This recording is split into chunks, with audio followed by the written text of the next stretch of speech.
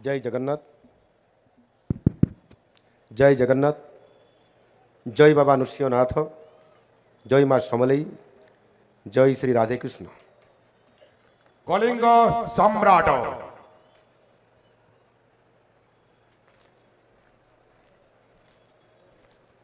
जगन्नाथ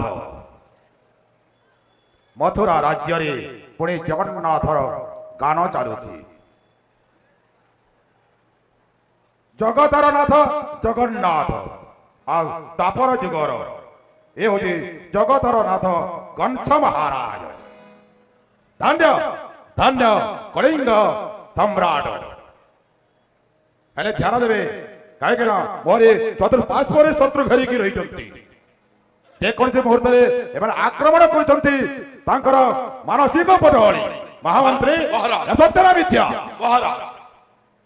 काले षड्यंत्र रचना करूना तो देवता मंडली मोहरी मुख्य अतिथि सहित महाराज आपण अतिथि बाण्या अतिथि देव भव सतर्क अछंती हमर सेना बाहिनी बळे महाराज पिंपुड़ी सुद्धा प्रवेश करि पारिबो ना एई रंग बहले से दायित्व एई विचक्षण महामंत्री शक्राजितर हस्ते महाराज निर्भୟରେ वक्तव्य प्रकाश करंतु मंत्री महोदय। महाराज कंसंकर जय हो। आज ये धनुयात्रा कार्यक्रम रे कंस महाराजंकर दरबार रे कंस महाराज भूमिका संस्कृति एवं परंपरा कि भारतीय सभ्यतार एक अभिन्न अंग। यही असीमित भारतीय कला संस्कृतिर एक दिग होची लोककला, लोकनृत्य एवं लोकसंगीत। ओडिशार कोण अनुकूल भरी रही लोककला एवं लोकनृत्यर मधुरा मधुर मूर्छन आमे समस्ते शुणी एवं आज जितेबले मुझे मथुरा नगरी को आसिली भव्य स्वागत महाराज कंसंकर द्वारा जितेबले करागला अतिथि भवन रु ये मथुरा नगरी राजमहल को आसवा मध्य अनेक समस्त प्रजा भाई भौणी माने विभिन्न नृत्य ताले ताले डाल खाई रसल खेड़ी माइली चढ़ी नचनिया दंड घुमुरा ढाप गरमा घुमुरा दुलदुली परी लोकनृत्य संपूर्ण भाव ये पश्चिम ओडिशार जो आम समृद्ध कलाकार भाई भौणी माने स्वागत करें। विश्व प्रसिद्ध धनुयात्रा ही लोककलार एक महत्वपूर्ण अंग। ये विश्व प्रसिद्ध धनुयात्रार उत्साह उद्दीपना आलोकर वर्णाली और नृत्य संगीत मध्य आपण मानकर बड़ी लक्ष लक्ष लोकंकर समागम मध्य जोगदवा निश्चित भाव में मो सौभाग्यर कथा। भारतीय संस्कृति रे भगवान श्रीकृष्णकर बाल्यलीला अनन्य प्रेममय और सात्विक तथा नैसर्गिक प्रेमर निदर्शन। वृंदावन रे जमुना कुंजवन रे गोपी लीलाखेला को नहीं भारतीय साहित्य रे अनेक कहानी कविता लोककथा लेखा जाए। श्रीकृष्णकर खेला मध्य मथुरा यात्रा मथुरावासी विशेष भाव गोपांगना को सबुठ अधिक व्यथित करथिला किंतु यह थिला विधिर विधान। भगवान निजे धर्मर सुरक्षा पाई धरापृष्ठ अवतरण होता केते बड़े मत्स्य रूप तो केते बड़े बराह रूप तो केते बड़े प्रभु नरसिंह रूप राम अवतार दुष्ट रावण को संहार करने वनवास दंड भोगी तो दापर जुगे दुष्ट निवारण कर पुनर्बार धर्म प्रतिष्ठा करने को श्रीकृष्ण रूप धरापृष्ठ जन्मलाभ करते। भारतर विभिन्न स्थान रे प्रभु श्रीकृष्णकर जीवनी नहीं अनेक नृत्य संगीत नाटक यात्रा भली अनेक चलचित्र प्रस्तुत होती वर्तमान भी अनेक जगह अनुष्ठित किंतु मु गर्वर सह कहबी जे ये बरगड़ मुक्ताकाश धनुयात्रा सबुठारु अनन्य एवं अलगा। यही धनुयात्रा समय समग्र बरगड़ जिला कृष्ण प्रेम हजि जाए। पिला ठारू वरिष्ठ नागरिक पर्यंत समस्ते निज निजर जीवन सुविधा असुविधा टेंशन को भूली जाई कंस महाराजंकर प्रजा होता। बरगढ़ सृष्टि हुए मथुरा नगरी ଏବଂ ବୃନ୍ଦାବନ ଆଉ ଜିରା ନଦୀ ପାଲଟି ଯାଇଥାଏ ଯମୁନା ନଦୀ। ଭଗବାନ ଶ୍ରୀକୃଷ୍ଣଙ୍କ ଲୀଳା ମଧ୍ୟରେ ନିଜକୁ ହଜାଇ ଦେଇ ଆପଣମାନେ ସମସ୍ତେ ପରମ ଆନନ୍ଦ ଓ ପରମ ସୌଭାଗ୍ୟ ମଧ୍ୟ ପ୍ରାପ୍ତି କରିଥାନ୍ତି। ଏଣୁ ଧନୁଯାତ୍ରା ହେଉଛି ସାମାଜିକ ଜୀବନରେ ଆଧ୍ୟାତ୍ମିକତାର ଏକ ପ୍ରକୃଷ୍ଟ ନିଦର୍ଶନ। ଏଠି ମୁନି ଋଷିମାନେ ଭଗବାନଙ୍କୁ ପାଇବା ପାଇଁ ଅନେକ ତପସ୍ୟା କରିଥାନ୍ତି। ଜୀବନର ସମସ୍ତ ସମୟ ଧ୍ୟାନ ଈଶ୍ୱର ଭକ୍ତିରେ ସେମାନେ ମଧ୍ୟ ବିତେଇଥାନ୍ତି। କିନ୍ତୁ ବୃନ୍ଦାବନରେ ଗୋପୀମାନେ ସ୍ୱୟଂ ଭଗବାନ କୃଷ୍ଣଙ୍କ ସହିତ ସମୟ କାଟୁଥିଲେ, ଥଟ୍ଟା ମଜାକ ହେଉଥିଲେ ଏବଂ କୃଷ୍ଣଙ୍କ ବାଲ୍ୟକାଳ ପୁରା ଗୋପୀମାନଙ୍କର ସହିତ ହିଁ କଟିଥିଲା। ଅନେକ କହନ୍ତି ଯେ ମୁନି ଋଷିମାନେ ଭଗବାନଙ୍କର ସାକ୍ଷାତ ପାଇବା ପାଇଁ ଗୋପୀମାନଙ୍କର ରୂପରେ ସେମାନେ ଜନ୍ମ ହେଇଥିଲେ। ଦ୍ୱାପର ଯୁଗ ଆଉ ନାହିଁ, କିନ୍ତୁ ଏହି ବରଗଡ଼ ସହରରେ ଏଠି ଗୋପପୁର ଅଛି, ମଥୁରା ବି ଅଛି, ଶ୍ରୀକୃଷ୍ଣ ବି ଏଠି ଅଛନ୍ତି, ଆଉ ମହାରାଜ କଂସ ମଧ୍ୟ ଏଠି ଅଛନ୍ତି। ଆଉ ଆପଣମାନେ ସମସ୍ତେ ମଥୁରା ନଗରୀର ପ୍ରଜା ହିସାବରେ ମଧ୍ୟ ଇଏ 11 ଦିନ ଧରି ଚାଲିଥିବା ଧନୁ ମହାଯାତ୍ରାର ଧନୁ ମହୋତ୍ସବର ଆପଣମାନେ ସମସ୍ତେ ପ୍ରଜା ହିସାବରେ ଆଜି କାମ କରୁଛନ୍ତି, ପ୍ରଜା ହିସାବରେ ଆଜି ଉତ୍ସବକୁ ମଧ୍ୟ ପାଳନ କରୁଛନ୍ତି। ଆଉ ସେଥିପାଇଁ ନିଶ୍ଚିତ ଭାବରେ ଆପଣମାନଙ୍କୁ ମୁଁ ସମସ୍ତଙ୍କୁ ଆଜି ଏଭଳି ଏକ ଧନୁଯାତ୍ରା ମହୋତ୍ସବର ଶୁଭ ଅବସରରେ ଆପଣମାନଙ୍କୁ ଧନ୍ୟବାଦ ଦେଉଛି। ଏହା କେବଳ ବରଗଡ଼ରେ ନୁହଁ କି ପଶ୍ଚିମ ଓଡ଼ିଶାରେ ନୁହଁ କି ଓଡ଼ିଶାରେ ନୁହଁ, ଆଉ କେବଳ ଭାରତ ବର୍ଷରେ ମଧ୍ୟ ନୁହଁ, ବିଶ୍ୱରେ ଅନେକ ଜାଗାରୁ ଅନେକ ଲୋକଙ୍କର ପାଖରୁ କୋଣ ଅନୁକୂଳରୁ ଏ ବିଶ୍ୱର ସର୍ବବୃହତ୍ ମୁକ୍ତାକାଶ ରଙ୍ଗମଞ୍ଚକୁ ଦେଖିବା ପାଇଁ, ଅନୁଭବ କରିବା ପାଇଁ ଅନେକ ସ୍ଥାନରୁ ଲୋକଙ୍କର ସୁଅ ଛୁଟିଥାଏ ଏବଂ ସେମାନେ ଇଏ ବରଗଡ଼କୁ ଆସିଥାନ୍ତି। ବରଗଡ଼ ସଂସ୍କୃତିର ଦିବ୍ୟ ଅନୁଭବ ନେଇକରି ଦୀର୍ଘ 11 ଦିନ ଧରିକରି ଏ ଉତ୍ସବରେ ଭାଗ ନେଇ ସେମାନେ ମଧ୍ୟ ଫେରିଥାନ୍ତି। ଆଉ ଏହା ନିଶ୍ଚିତ ଭାବରେ ସାରା ବିଶ୍ୱରେ ଏଭଳି ଏକ ଉତ୍ସବ ନିଆରା। ଆଜି ଏଠି 200ରୁ ଅଧିକ ସ୍କ୍ରିପ୍ଟ ବିନା, ଯେଉଁ ହସ୍ତଲିପି ବା ସ୍କ୍ରିପ୍ଟ ବିନା 22ରୁ ଅଧିକ ମଞ୍ଚରେ କଳାକାରମାନଙ୍କର ଯେଉଁ ଅଭିନୟ ନିଶ୍ଚିତ ଭାବରେ ଆଜି ଆମ ସମସ୍ତଙ୍କୁ ମନ୍ତ୍ରମୁଗ୍ଧ କରିଛି। ଏଥିରେ 250ରୁ ଅଧିକ ଜିଲ୍ଲା, ରାଜ୍ୟ, ଜାତୀୟ, ଅନ୍ତର୍ଜାତୀୟ ସ୍ତରରେ ସାଂସ୍କୃତିକ ଦଳ ଦ୍ୱାରା ବିଭିନ୍ନ ଅଭିନୟ ନୃତ୍ୟ ମଧ୍ୟ ପ୍ରଦର୍ଶିତ ହୁଏ। ଆଉ 15 ଲକ୍ଷରୁ ଅଧିକ ଲୋକ ଅନନ୍ୟ ଉତ୍ସବକୁ 11 ଦିନ ଧରିକରି ଏଠି ଆସୁଛନ୍ତି। ଆଜି ଏ ରଙ୍ଗମଞ୍ଚରେ ଶ୍ରୀଲଙ୍କାର ଏକ ଟିମ୍ ମଧ୍ୟ ଆସିଛନ୍ତି। ସେମାନେ ମଧ୍ୟ ଆଉ କିଛି ସମୟ ପରେ କାର୍ଯ୍ୟକ୍ରମ ଆପଣମାନଙ୍କ ପାଖରେ ରଖିବେ। ଏଣୁ ନିଶ୍ଚିତ ଭାବରେ ये धनुଯାତ୍ରା महाराज कंसंकर राजत्वर अनन्य नाट्य चित्रण सहित सांस्कृतिक शोभायात्रा रंगेली और चित्रकला प्रदर्शनी, चित्रशिल्पी शिविर, हस्ततंत्र मेला, मीना बजार, पल्लीश्री मेला भली विभिन्न कार्यक्रम आज स्थानीय संस्कृति अर्थनीति को मध्य निश्चित भाव में प्रभावित करिछि एवं अर्थनीति रे आज निश्चित भाव में ये जिला मध्य अधिक समृद्धि होगा पाई ये धनुଯାତ୍ରା मुख्य उद्देश्य पूरण हो निश्चित भाव में मुझे चाहिए आज ये गत 11 वर्षर भारत में एक अनन्य विप्लव सृष्टि होती।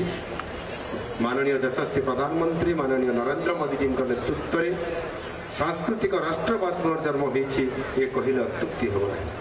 आउ से तो आज डबल इंजन सरकार रे आज राष्ट्रवाद पुनर्जन्म कथा जो मुझे से मंत्र हेउछि विकास भी विरासत भी। तेणु निश्चित भाव में ये विकास होगा सहित ये संस्कृति को किभली भाव में पुनर्जागृत करी सांस्कृतिक राष्ट्रवाद करिवार जो संकल्प ताहा आज पूरा होगापी जाऊँगी। आउ ये धनुଯାତ୍ରା महोत्सव निश्चित भाव में ये संपूर्ण भाव में यह आहरी अधिक माने दिव्य और भव्य करने आज आम सरकार ये संपूर्ण भाव में सहयोग करने आज साहाय्य करने आगे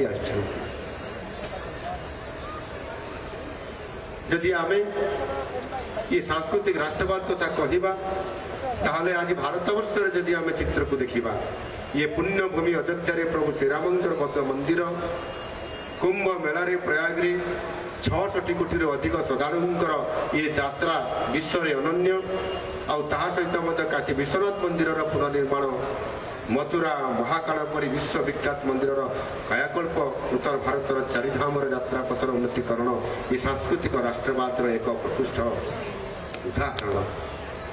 ଆଉ ସେଇଥିପାଇଁ ତ ମୁଁ ଆଜି କହୁଛି ଯେ ନିଶ୍ଚିତ ଭାବରେ ଇଏ ପଶ୍ଚିମ ଓଡ଼ିଶାର ଇଏ ବରଗଡ଼ର ଧନୁଯାତ୍ରା ମହୋତ୍ସବ ଇଏ ନିଶ୍ଚିତ ଭାବରେ ଆଗାମୀ ଦିନରେ ବିଶ୍ୱସ୍ତରର ଇଏ ସ୍ୱତନ୍ତ୍ରତା ପାଇବା ପାଇଁ ଯାଉଛି। ତେଣୁ ଆଜି ଆମକୁ ଅନେକ ସମୟରେ এই সাংস্কৃতিক রাষ্ট্রবাদর যে অনেক ভিন্ন দিগ গুড়িক অছি তাহা হেউচি সাংস্কৃতিক অর্থনীতি মডেল প্রয়োগর কুম্ভমেলা পুরীর রথযাত্রা নবরাত্রর গুজরাটর গর্বা হেউ বা মহেশ্বরর ইয়ে দশহরা হেউ ইয়ে সবু পর্ব দেশর অর্থনীতি উপরে নিশ্চিত ভাবে প্রভাব পকাই পর্যটনর অভিবৃদ্ধি হুয়ে এবং স্থানীয় উৎপাদন মধ্যে বৃদ্ধি হয়ে থাকে।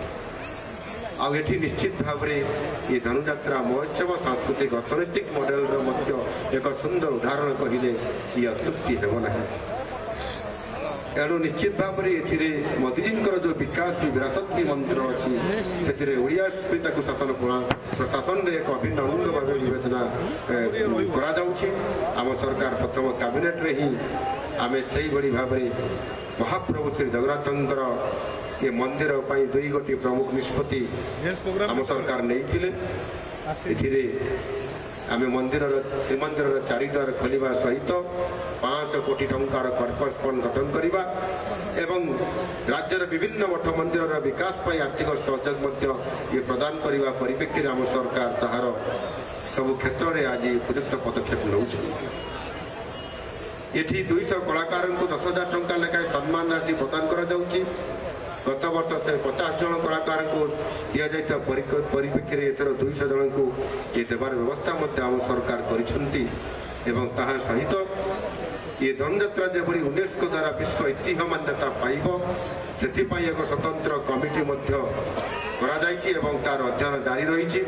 ମୁଁ ନିଶ୍ଚିତ ଭାବରେ ଦୃଢ଼ ନିଶ୍ଚିତ ଯେ ଏଥିରେ ଆମ ରାଜ୍ୟ ସରକାର ସଫଳ ହେବେ। ଆଜି ନହେଲେ କାଲି ବରଗଡ଼ ଧନୁଯାତ୍ରା ବିଶ୍ୱ ଐତିହ୍ୟ ମାନ୍ୟତା ନିଶ୍ଚିତ ଭାବରେ ହାସଲ କରିବ, ଏଥିରେ ବିଳମ୍ବର ସନ୍ଦେହ ନାହିଁ। ଏବଂ ଧନୁଯାତ୍ରା ପାଇଁ ଯେଉଁ ସ୍ଥାୟୀ ରଙ୍ଗମହଲ ନିର୍ମାଣ ଏହା ନିଶ୍ଚିତ ଭାବରେ କରାଯିବ ଏ କଥା ମୁଁ ଆପଣମାନଙ୍କର ପାଖରେ ରଖିସାରିଛି। ସେହିଭଳି ଭାବରେ ବରଗଡ଼ ସହରର ଅନେକ ମନୋରମ ତୋରଣ ମଧ୍ୟ ଏଠି ଆପଣ ନିର୍ମାଣ କରିକରି ସାଜସଜ୍ଜା କରିଛନ୍ତି, ସୌନ୍ଦର୍ଯ୍ୟକୁ ଆହୁରି ବୃଦ୍ଧି କରିଛନ୍ତି। ଆଉ ଏହି ଧନୁଯାତ୍ରା ଉପରେ ଅଧ୍ୟୟନ କରିବା ପାଇଁ ନ୍ୟାସନାଲ ସ୍କୁଲ ଅଫ୍ ଡ୍ରାମାରୁ ଡାଇରେକ୍ଟର ଏବଂ ଆସିଷ୍ଟାଣ୍ଟ ଡାଇରେକ୍ଟର ମାନେ ଏଠି ଉପସ୍ଥିତ ଅଛନ୍ତି। ସେମାନେ ମଧ୍ୟ ଏହା ଉପରେ ଅଧ୍ୟୟନ କରିବେ, ରିପୋର୍ଟ ଦେବେ ଏବଂ ଉପଯୁକ୍ତ ୟାରି ମଧ୍ୟରେ ଡକୁମେଣ୍ଟ ମଧ୍ୟ ସେ ପ୍ରଦାନ କରିବାର ଏ କାର୍ଯ୍ୟକ୍ରମ ମଧ୍ୟ ଜାରି ରହିଛି। ଏବଂ ସବୁବେଳେ ଆମ ସରକାର ଆସିବାର 1.5 ବର୍ଷ ପୂରଣ ହୋଇଯାଇଛି ଏବଂ ରାଜ୍ୟବାସୀଙ୍କୁ ଅଧିକ ସୁଖ ସ୍ୱାଚ୍ଛନ୍ଦ୍ୟରେ ରଖିବା ପାଇଁ ସେମାନଙ୍କର ବିକାଶ ପଥରେ ଆଗକୁ ନେବା ପାଇଁ ସମ୍ପୂର୍ଣ୍ଣ ଭାବରେ ଆମ ସରକାର ଗୁରୁତ୍ୱ ଦେବା ସହିତ ରାଜ୍ୟର ପ୍ରତି ବର୍ଗ ଯେଭଳି ଭାବରେ ମହିଳା, ଗରିବ, ଯୁବା, ଅନ୍ନଦାତା, ଶ୍ରମିକ, ଛୋଟ ବେପାରୀ ସମସ୍ତଙ୍କର ପାଇଁ କିଛି ନା କିଛି ଯୋଜନା ଖଞ୍ଜି ଦେଇଛନ୍ତି, ଯେଉଁଥିରେ କି ରାଜ୍ୟର ଭିତ୍ତିଭୂମି ସହିତ ଉଦ୍ୟୋଗର ବିକାଶକୁ ବି ଆମେ ତାକୁ ଯୋଡ଼ିବା ସହିତ ଇଏ ସମ୍ପୂର୍ଣ୍ଣ ଭାବରେ ରାଜ୍ୟକୁ ଆଗକୁ ନେବା ପାଇଁ ଆମ ସରକାର ପ୍ରତିଶ୍ରୁତିବଦ୍ଧ। ଆଗାମୀ ଦିନରେ ଶିଳ୍ପ କେମିତି ପ୍ରତିଷ୍ଠା ହୋଇପାରିବ ସେଥିପାଇଁ ପ୍ରତି ଜିଲ୍ଲାରେ ଶିଳ୍ପ କେମିତି ହେବ ତାହା ଉପରେ ମଧ୍ୟ ଆମ ସରକାର ଫୋକସ୍ କରୁଛନ୍ତି।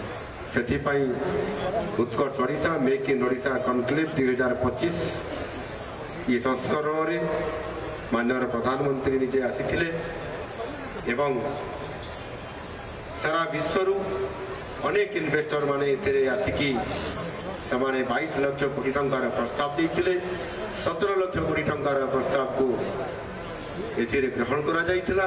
13 ଲକ୍ଷ କୋଟି ଟଙ୍କାର ପ୍ରସ୍ତାବକୁ ଏମଓୟୁ ସାଇନ୍ କରାଯାଇଥିଲା ଏବଂ 8 ଲକ୍ଷ କୋଟି ଟଙ୍କାର ପ୍ରସ୍ତାବକୁ ଅଦ୍ୟାବଧି ତାକୁ ଉଚ୍ଚସ୍ତରୀୟ କମିଟିରେ ଅର୍ଥାତ୍ HLCରେ ଆପ୍ରୁଭ୍ କରାଯିବା ସହିତ 2.5 ଲକ୍ଷ କୋଟିରୁ ଅଧିକ ଟଙ୍କାର ଗ୍ରାଉଣ୍ଡ ବ୍ରେକିଂ ମଧ୍ୟ କରାଯାଇଛି ଏବଂ ଆମେ ନିଷ୍ପତ୍ତି ନେଇଛୁ 30 ଜିଲ୍ଲାରେ ମଧ୍ୟ ଏ କାରଖାନା ବା ଶିଳ୍ପ ପ୍ରତିଷ୍ଠା ହେବ। ଆମର ଜିଲ୍ଲାର ଅର୍ଥାତ୍ ଏ ମଥୁରା ନଗରୀର ମଧ୍ୟ ଅନେକ ଶିକ୍ଷିତ ଯୁବକ ଯୁବତୀମାନେ ଏମ୍ପ୍ଲୟି ହେବା ଚାକିରି ପାଇବା ସୁନିଶ୍ଚିତ ଏ କଥାକୁ ଆଗାମୀ ଦିନରେ ସୁନିଶ୍ଚିତ କରିବା ପାଇଁ ଆମେ ବିଭିନ୍ନ କାର୍ଯ୍ୟକ୍ରମ ମାନ ନେଉଛୁ।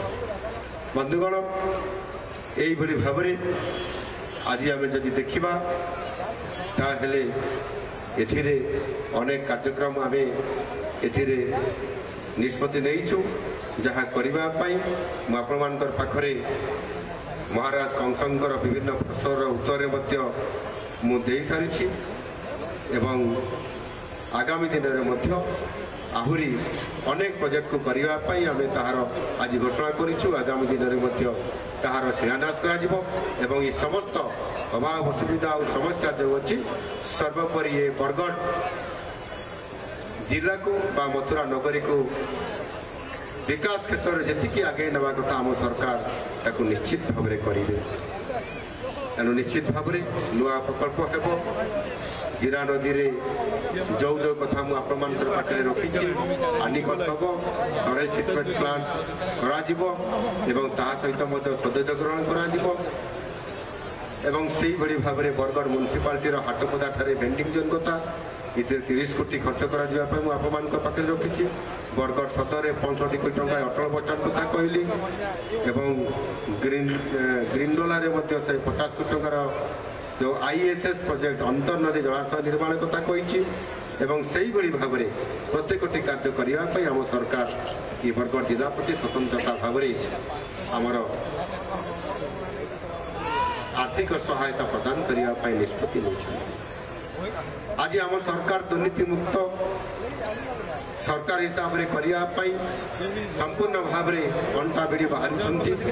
ସେଥିରେ ଶୂନ୍ୟ ସହନଶୀଳତା ନୀତି ଆପଣେଇଛନ୍ତି ଯେଉଁଥିରେ କି ଆଗାମୀ ଦିନରେ ଏ ରାଜ୍ୟକୁ ଆଗକୁ ନେବା ପାଇଁ ହେଲେ ଦୁର୍ନୀତି ଏକ ପ୍ରତିବନ୍ଧକ ହୁଏ। ସେଥିପାଇଁ ଆମ ସରକାର ଏଥିରେ କାହାକୁ ଛାଡ଼ିବେ ନାହିଁ। ସେ ଏ ଆମ ରାଜ୍ୟର କେହି ପିଅନ ହୁଅନ୍ତୁ ବା IAS ଅଫିସର ହୁଅନ୍ତୁ, ଯିଏ ଦୁର୍ନୀତି କରିବ ସେ ଜେଲ ଭିତରେ ରହିବ। ଆଉ ସେଥିପାଇଁ ସମ୍ପୂର୍ଣ୍ଣ ଭାବରେ ଆମ ସରକାର ଦୃଢ଼ ଭାବରେ ଏ କାର୍ଯ୍ୟକୁ ତ୍ୱରାନ୍ୱିତ କରୁଛନ୍ତି। ସେଇଭଳି ଭାବରେ ମୁଁ ଲମ୍ବା ସମୟ କହିବା ପାଇଁ ବେଶୀ ସମୟ ନେବି ନାହିଁ। ଏଥିରେ କଂସ ମହାରାଜାଙ୍କ ଦରବାରରୁ ରାଜ୍ୟର ସବୁ ଦୁର୍ନୀତିକର ଅଧିକାରୀଙ୍କୁ ଆଜି ମୁଁ ଏଇଠୁ ଚେତାବନୀ ଦେଉଛି, କଂସ ମହାରାଜଙ୍କ ଦରବାରରୁ ସୁଧାରି ଯାଅ, ନହେଲେ ସୁଧାରିବା ପାଇଁ ସରକାରଙ୍କ ପାଖରେ 12 ହାତିଆ ଖଣ୍ଡା ଭିଜିଲାନ୍ସ ରୂପରେ ଆଜି ଝୁଲୁଛି। କେତେବେଳେ ବି ଆପଣଙ୍କ ଉପରେ ଚୋଟ ମାରିବ ଆଉ ସେଥିରେ ଦୁର୍ନୀତିକର ଲୋକଙ୍କୁ ନିସ୍ତାର ନାହିଁ। ମୁଁ ପୁନର୍ବାର ସମସ୍ତଙ୍କୁ ଆହ୍ୱାନ କରୁଛି ଯେ ଜନସେବାକୁ ଆପଣମାନେ ସମସ୍ତେ ପ୍ରାଥମିକତା ନିଜ ସେବା ପାଇଁ ନୁହଁ। ବିଶ୍ୱ ପ୍ରସିଦ୍ଧ ଏ ବରଗଡ଼ ଧନୁଯାତ୍ରାରେ ଆଜି ମହାରାଜ କଂସଙ୍କର ନିମନ୍ତ୍ରଣ କ୍ରମେ ଆଜି ମୋତେ ଆସିବାର ସୌଭାଗ୍ୟ। ଇଏ ନିଶ୍ଚିତ ଭାବରେ ଆଗାମୀ ଦିନରେ ଯେତେବେଳେ ପୁଣି ଆଉ ଥରେ ମୋତେ ଆସିବାର ସୁଯୋଗ ମିଳିବ, ମୁଁ ନିଶ୍ଚିତ ଭାବରେ ମହାରାଜା କଂସଙ୍କର ପାଇଁ ଇଏ ମଥୁରା ନଗରୀ ପାଇଁ ଆହୁରି ଅନେକ ଅର୍ଥନୈତିକ ଉପହାର ନେଇକରି ଆସିବା ପାଇଁ ମୁଁ ନିଶ୍ଚିତ ଭାବରେ ଇଚ୍ଛା ପ୍ରକାଶ କରିବି। କଂସ ମହାରାଜାଙ୍କର ଆଦେଶ ଅପେକ୍ଷାରେ ଏଠି ଉପସ୍ଥିତ ଥିବା ସମସ୍ତ ଏ ମହାନଗରୀର ପ୍ରଜାମାନଙ୍କୁ ମୁଁ ଆପଣମାନଙ୍କୁ ଧନ୍ୟବାଦ ଦେଉଛି। ବହୁ ସମୟ ଧରି ଏଭଳି ଏକ ଭବ୍ୟ ଦିବ୍ୟ ଏ କାର୍ଯ୍ୟକ୍ରମରେ ଆପଣମାନେ ଅପେକ୍ଷା କରିଛନ୍ତି। ବିଭିନ୍ନ ସାଂସ୍କୃତିକ କାର୍ଯ୍ୟକ୍ରମ ଆଉ ତା ସହିତ ମଧ୍ୟ ଆପଣମାନେ ବିଭିନ୍ନ ମନୋରଞ୍ଜନ କାର୍ଯ୍ୟକ୍ରମରେ ଶୁଣିବା ପାଇଁ ମୁଁ ସେଥିରେ ଅନ୍ତରାୟ ହେବି ନାହିଁ। ଆଉ ସେଥିପାଇଁ ମୁଁ ନିଶ୍ଚିତ ଭାବରେ ଆଜି ଆପଣମାନଙ୍କୁ ଧନ୍ୟବାଦ ଦେଉଛି। ଏଭଳି ଏକ କାର୍ଯ୍ୟକ୍ରମରେ ଆମେ ସମସ୍ତେ ଆଜି ଏକତ୍ରିତ ହୋଇଛନ୍ତି। ମହୋତ୍ସବକୁ ଆମେ ଦୀର୍ଘ 11 ଦିନ ଧରିକରି ପାଳନ କରିବା ପାଇଁ ଆମେ ସମସ୍ତେ ସମସ୍ତ ନିଜର କାର୍ଯ୍ୟକୁ ଛାଡ଼ି ଆଜି ଆମେ ଆନନ୍ଦ ଲାଭ କରୁଛନ୍ତି, ଖୁସି ମନାଉଛନ୍ତି। ଆଉ ଆଜି ଏ କଂସ ଦରବାରରେ ଆମେ ସମସ୍ତେ ଉପସ୍ଥିତ ଅଛନ୍ତି। आज मते ये सभा को कुनिया करी डाकी जेन प्रकार आदर जतन करिछन सेथिर लागी समके गुर्दुटे मोर धन्यवाद। कंस महाराजांकर जय हो, जय हिंद।